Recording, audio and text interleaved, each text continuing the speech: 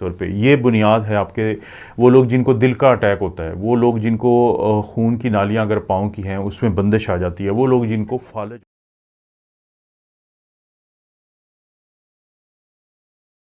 अस्सलामुअलैकुम दोस्तों और साथियों, उम्मीद है आप लोग खैरियत से होंगे। इस वीडियो में हम बात करेंगे एथेरोस्क्लेरोसिस के बारे में। सबसे पहले तो मैं आप लोगों को ये समझा देता हूँ कि एथेरोस्क्लेरोसिस का लफ्ज़ी मतलब क्या है और इसकी अहमियत क्यों है दिल के सेहत के हवाले से। एथरो का कहते हैं एथरोमा, क्लॉट, कोई जो बंदिश पैदा करने वाली चीज़, उसे एथरोमा कहते हैं। और स्क्लेरोसिस होता है सख्ती, यानी जब खून की नालियों में कोई क्लॉटिंग भी बने और खून की नालियों में सख्ती भी आ जाए तो इसको हम कहते हैं एथेरोस्क्लेरोसिस। सिर्फ आप लोगों को समझाने के लिए एक लफ्ज़ है जैसे आर्टीरियोस्क्लेरोसिस। आर्टरी तो सबको पता है कि जब हमारा दिल जो है वो पंप करता है तो खून की वो नालियाँ जो साफ़ खून, ऑक्सीजनेटेड खून, जिसके अंदर नमकियात होते हैं, जिसके अंदर न्यूट्रिशन होती है, उसको पूरे जिस्म में लेके जाता है, तो उन नालियों को हम आर्टरीज़ कहते हैं।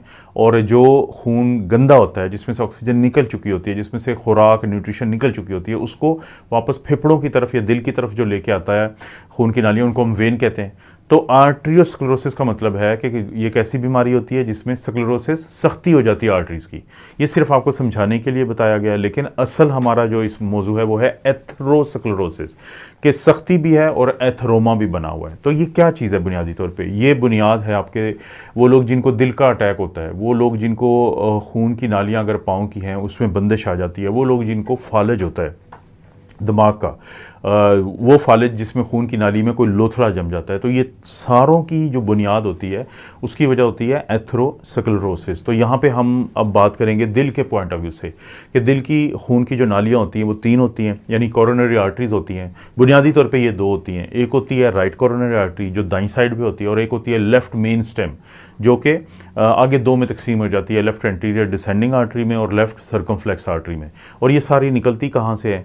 हमारा जब दिल धड़कता है 1 मिनट में एवरेज कह लें 72 दफ़ा या 70 दफ़ा, तो वो जब धड़केगा, ये ऐसी है जैसे आप कोई चीज़ को फेंकते हैं, तो जब वो दिल धड़कता है, ये खून को जो फेंकता है, तो सबसे बड़ी नाली जिसके अंदर ये खून पहले दाखिल होता है, इसको हम आयोर्टा कहते हैं। सबसे बड़ी खून की नाली जो साफ़ खून को लेके जाती है। तो वहाँ से दिल से जैसे ही आयोर्टा निकलता है तो वहीं से उसकी जड़ से ये नालियाँ निकल आती हैं, जो कि पहले दिल को खून मुहैया करती हैं, दिल के पट्ठों को करती हैं। एक कहावत है या एक जुमला है, अव्वल खेश बाद दरवेश, और इसको इंग्लिश में कहते हैं चैरिटी बिगेन्स एट होम, कि जब आपने बांटना है तो आप करीब के लोगों को सबसे पहले देते हैं।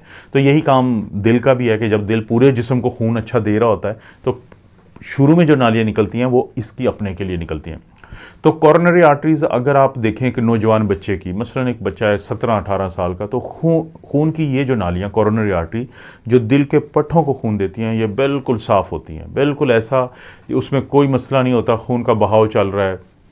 अगर आप इन लोगों की एंजियोग्राफी करें तो जैसे कंट्रास्ट देते हैं तो पूरी जो खून की नालियाँ वो भर जाएंगी, कोई रुकावट नहीं है। अब एक शख्स है जिसकी उम्र फ़र्ज़ करते हैं 70 साल है, मर्द है, शुगर का मरीज़ है, ब्लड प्रेशर का मरीज़ है, कोलेस्ट्रॉल ज़्यादा रहता है, सिगरेट पीता है, काम कोई नहीं करता, मोटापे का शिकार है, ख़ानदान में भी दिल के बड़े अटैक होते हैं, तो उसकी जब एंजियोग्राफी करते हैं तो देखते हैं कि उसमें बहुत ज़्यादा रुकावटें होती हैं कोरोनरी आर्टरीज़ में। वहाँ पे खून का बहाव बहुत आगे कम हुआ होता है, क्योंकि रुकावट आ गई तो आगे बड़ा कम जाएगा। तो ये रुकावट है, ये क्या चीज़ है, ये क्यों हो गया इसमें, और 18 साल के बच्चे में क्यों नहीं है? क्योंकि खून की ये कोरोनरी आर्टरीज़ जो बहुत साफ़ थी, जो बहुत क्लीन थी, जब इनके अंदर ये रुकावटें, जिसको हम एथेरोमा कहते हैं, जिसको हम प्लाक कहते हैं, प्लैक कहते हैं, जो भी आप कहना चाहें, तो वो बनने के लिए सबसे बुनियादी जो चीज़ होती है उसको हम कहते हैं कि कुछ इरिटेंट होने चाहिए। देखिए, खून की जो नाली है ना कोरोनरी आर्टरी, इसकी सबसे अंदर की दीवार को हम कहते हैं एंडोथीलियम, और फिर बाद में स्मूथ मसल्स आते हैं, पूरी एक दीवारें होती हैं, लेकिन जो एंडोथीलियम होती है वो बचाती है खून की इन नालियों को हर किस्म के मसलों से। वो जो तय है वो एक हिफाजती तय है। अब कुछ इरिटेंट होते हैं, मिसाल के तौर पे सिगरेट जो पीते हैं तो उनके कुछ अज्जा वहाँ पे जाते हैं। इसी तरह से वो लोग जिनका बुरे वाला कोलेस्ट्रॉल, एलडीएल कोलेस्ट्रॉल जिसको हम कहते हैं, वो बड़ा रहता है तो वो वहाँ पे जाता है। और वो लोग जिनका हाई ब्लड प्रेशर रहता है तो वो भी इसी दीवार के ऊपर बहुत ज़्यादा प्रेशर डालता रहता है। तो ये कुछ ऐसे अज्जा होते हैं कि ये उस हिफाजती जो दीवार होती है एंडोथीलियम, जो एक सेल की तय पे होती है, सिंगल लेयर सेल होते हैं, तो उनको ज़ख्मी कर देती है। अब ये जो तय थी ये क्लॉटिंग से बचा के बैठी थी, ये हर किस्म के मसलों से। तो जैसे ही वो तय ख़त्म होती है तो एलडीएल कोलेस्ट्रॉल जो है ये फौरी तौर पे वहाँ पे इकट्ठा होना शुरू कर देता है, एक एक करके सेल एक दूसरे के साथ जुड़ना शुरू कर देते हैं। अब जैसे ही हमारा हिफाजती सिस्टम, जिसको हम इम्यून सिस्टम कहते हैं, उसको पता चलता है कि कहीं पे किसी खून की नाली में कोई हिफाजती बंद टूट गया है और वहाँ पे कोई दुश्मन इकट्ठा हो रहा है, तो वो कुछ अपने सेल भेजता है जिसको हम मोनोसाइट कहते हैं। वहाँ पे मोनोसाइट आने की वजह से एक इन्फ्लेमेशन शुरू हो जाती है। यहाँ पे एक बात को समझें कि जो दिल के अटैक होते हैं, हम आप लोगों को बार बार कहते हैं कि ये एक इन्फ्लेमेटरी हार्ट डिजीज़ है, ये दिल की एक इन्फ्लेमेशन की बीमारी है। क्यों? अब इन्फ्लेमेटरी सेल आएंगे मोनोसाइट, वो इसको खाना शुरू कर देंगे और एक और सेल में ये जो मोनोसाइट होते हैं जो हमारे हिफाजती निज़ाम का हिस्सा थे, ये मैक्रोफेज में, मैक्रो कहते हैं बड़ा, फेज होता है खाने वाला, ये इतनी फैट को खाते हैं उसको साफ़ करने के लिए कि ये खुद बड़े होकर वहाँ पे रुकना शुरू हो जाते हैं और बीमारी बन जाती है।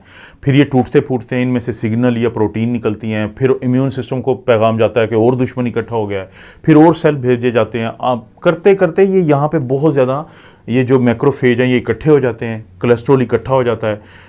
अब जब ये कोलेस्ट्रॉल इकट्ठा होता है तो साथ ही नीचे की जो पट्ठों वाली तय होती है जिसको हम स्मूथ मसल लेयर कहते हैं खून की नालियों की, तो वो भी बाहर आना शुरू कर देती है इनको रोकने के लिए।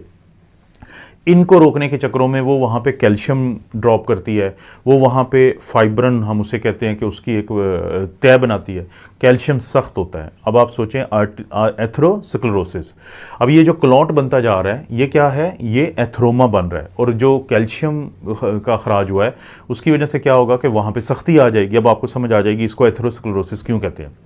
अब होता ये है कि जो नीचे से स्मूथ मसल आए थे, आप समझ लें कि एक होते हैं पुलिस और एक होती है फिर पीछे आर्मी। पुलिस क्या थी कि पुलिस वो थी एंडोथीलियम, उसने कोशिश की रोकने की, नहीं रोक सकी।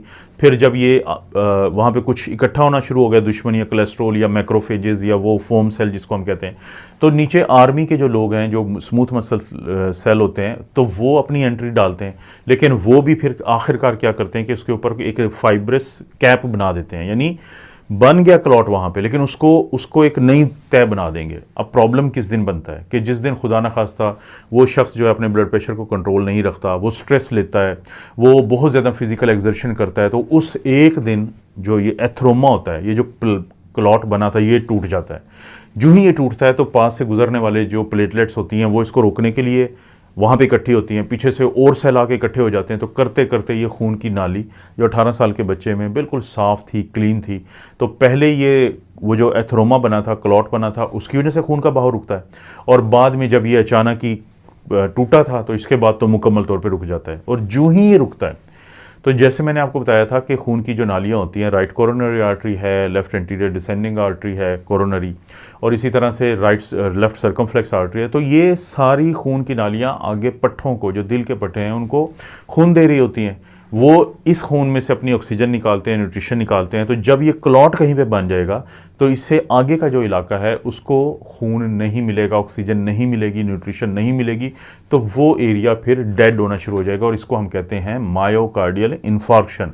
इन्फार्क्शन का क्या मतलब होता है कि किसी को जब खाना और ऑक्सीजन ना मिले और उसकी वजह से जब एरिया डेड होता है उसे इन्फार्क्शन कहते हैं। मायो किसे कहते हैं? मसल को, क्योंकि दिल के ये मसल ही हैं, और कार्डिया किसे कहते हैं? हार्ट को। तो फिर दिल के अटैक जन्म लेते हैं। अगर तो मुकम्मल तौर पे बंदिश होती है और खून की बड़ी नाली में बंदिश आ गई तो बड़ा दिल का अटैक होगा, और अगर छोटी मोटी इसकी किसी ब्रांच में बंदिश आई थी तो छोटा दिल का अटैक होता।